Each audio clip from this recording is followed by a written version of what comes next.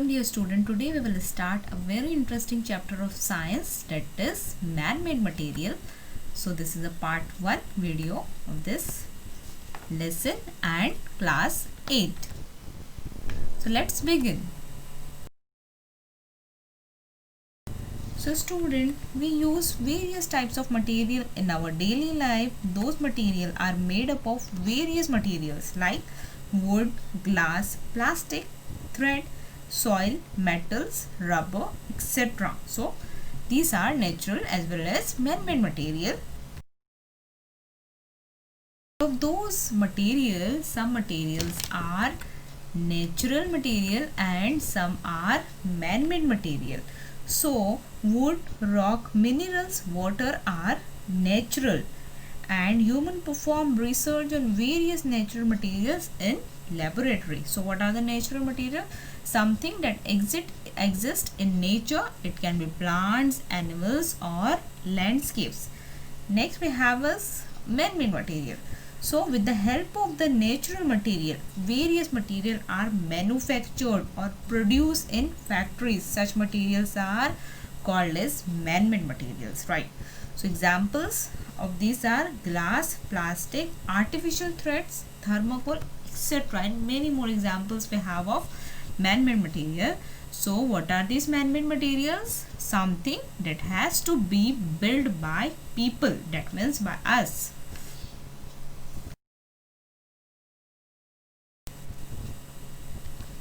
So student, we have different types of man-made material, but these here on slide you can see some of these. So first is plastic, thermocol and glass. So out of these three, today we shall learn about only plastic. So let's study the plastic.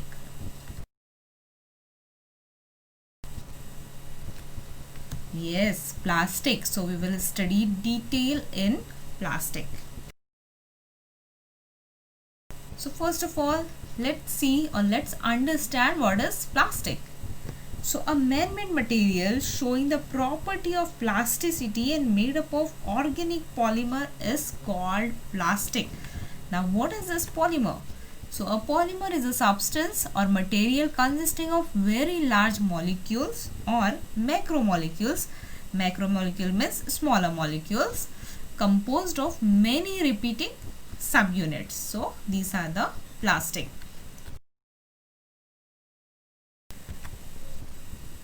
So structure of all the plastic is not the same. As we know, different material have the different structure and they have different formulas also, chemical formulas also, right?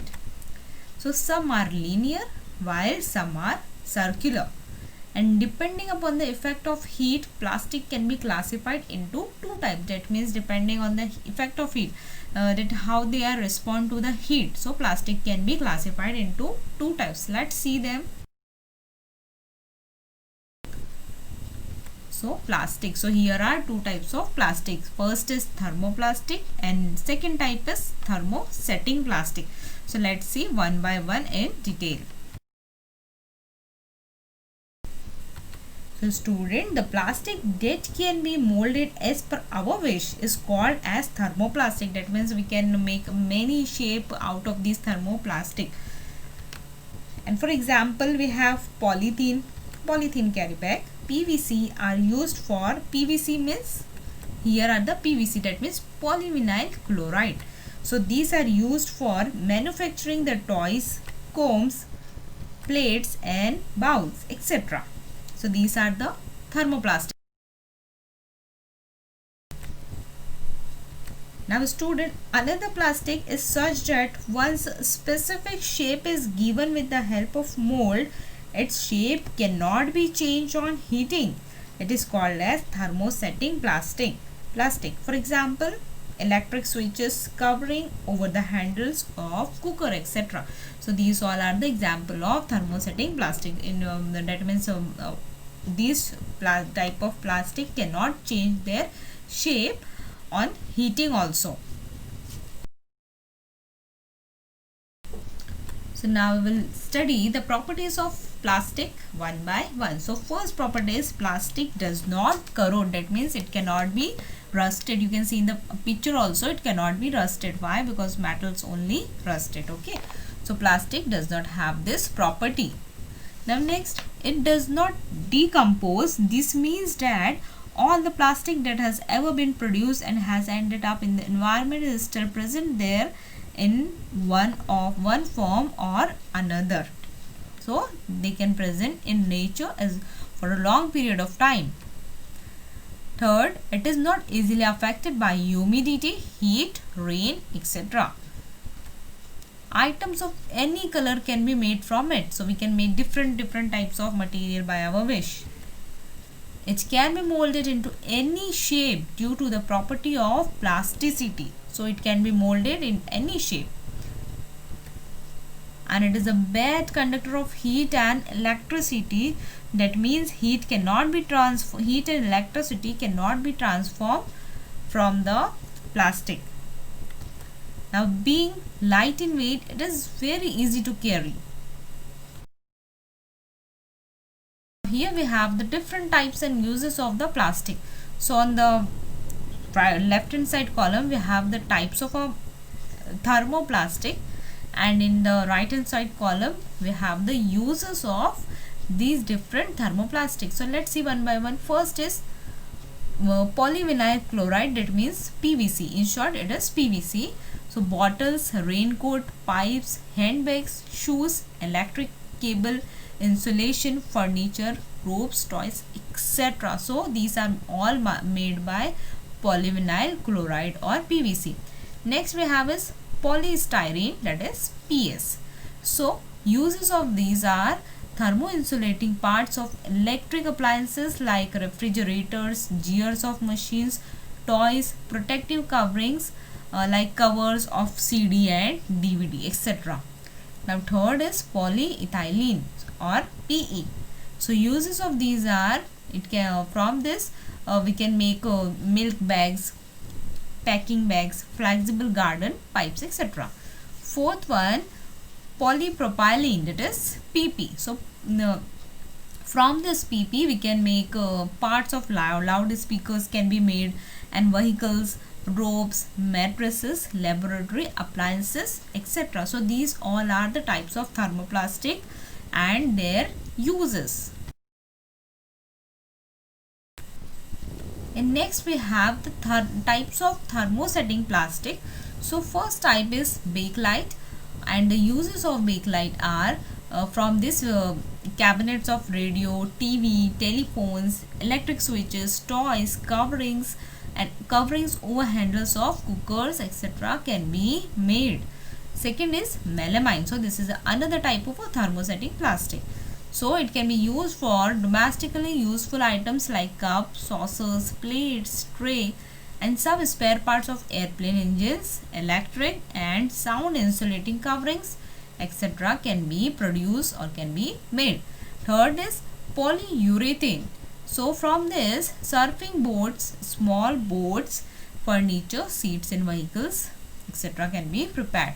Fourth type is polyester, and from this it can be used for the production of fiberglasses, toners of laser printers, textile industry, etc. Next we have is the plastic and environment. That means we can see that how the plastic affect the environment. So some materials are naturally degraded. That means they can be decomposed easily by microorganism, and they are called as a degradable materials, while some materials do not. That means some materials do not easily degraded by microorganism, or they cannot be decomposed, and such materials are known as a non-degradable materials. So here we have one table in which 3 columns are given to us. First is material, second column we have degradation period of that material, and third we can see the type of material. That means whether these are degradable or non-degradable. So first material is vegetable. So vegetable can be degraded or it can be decomposed within 1 or 2 weeks. So type of material, vegetables are degradable. Second material, cotton cloth. So it can it will take 1 year for degrade it or decomposed. So type of material, degradable. Third is wood, and it can take a period of 10 to 15 years for degradation or for decompose. So it is also a degradable. Now plastic, so it will take thousands of years for degradation period. That means it cannot be degraded, or it is non-degradable material. So that's why we have to stop the use of plastic. Why? Because it can take thousands of years for degradation. Do you know, students, plastic is used in healthcare sector, that is for making the syringes, and vessels used to cook food in microwave oven are made up of plastic. Vehicles are coated with Teflon to protect from scratches. Now Teflon is another type of a plastic, and there are more than 2000 different types of plastics. Some types of plastic are used in assembling some parts of airplane, and polyacrylic is a type of plastic used for manufacturing lenses and artificial teeth. Always remember, each responsible citizen should follow the 4R principle, that is reduce, or we can say the minimal use of plastic, reuse. That means if we are using some material, so we can use again, recycle, use again after processing. Fourth is recover, that means reclaiming. So student, here these 4R principle we should also follow by all the citizens of country.